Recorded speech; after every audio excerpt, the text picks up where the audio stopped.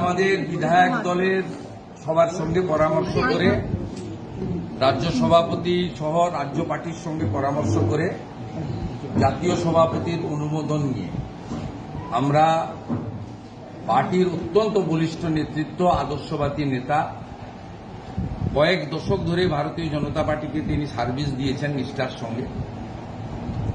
তিনি কখনো কোথাও আবেদন করেননি তাকে বিধায়ক করতে হবে, স্পিকার করতে হবে, মন্ত্রী করতে হবে, নেতা করতে হবে। এরকম নিষ্ঠাবান একজন কর্মীকে ভারতীয় জনতা পার্টি আজকে রেকগনাইজ করেছে। এবং সবচেয়ে বড় কথা হচ্ছে এই পদটা চালানোর জন্য রাজনৈতিক অভিজ্ঞতা এবং উচ্চশিক্ষারও কিছুটা দরকার রয়েছে। উনি নিজে একজন সিএ, চার্টার্ড অ্যাকাউন্টেন্ট, এবং এই ধরনের মানুষকে আমরা মনোনীত করতে পেরে আমরা সকলে খুশি।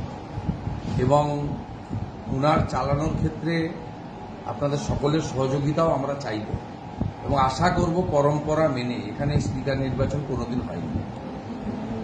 বিরোধী পক্ষ তাদেরকেও আমি আবেদন করব যাতে সর্বসম্মতিক্রমে স্পিকার নির্বাচনের যে ঐতিহ্য নজির রয়েছে, গতবারেও আমরা ৭৭ জন ছিলাম, আমরা কন্টেস্ট করি, সেই ঐতিহ্য তারা বজায় রাখবেন এবং আগামীকাল 11টার সময় স্পিকার নির্বাচন হবে।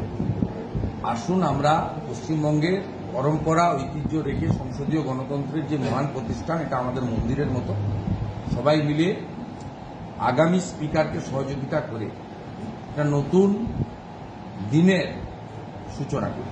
স্পিকারকে কি ভূমিকায় দেখতে চাইছেন? কেন আগে আপনারা সবাই দেখতে পাবেন। 2011 সালেও প্রথমবার নির্বাচিত হয়ে বিমান বন্দ্যোপাধ্যায় ওই চেয়ারে বসেছিলেন।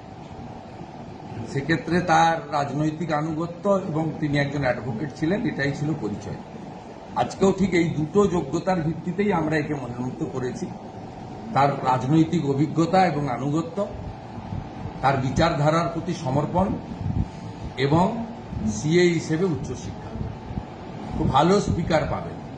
অন্তত বিরোধী দলনেতাকে 11 মাস বিধানসভার বাইরে ফেলে দেবেন। দাদা, আপনি স্পিকার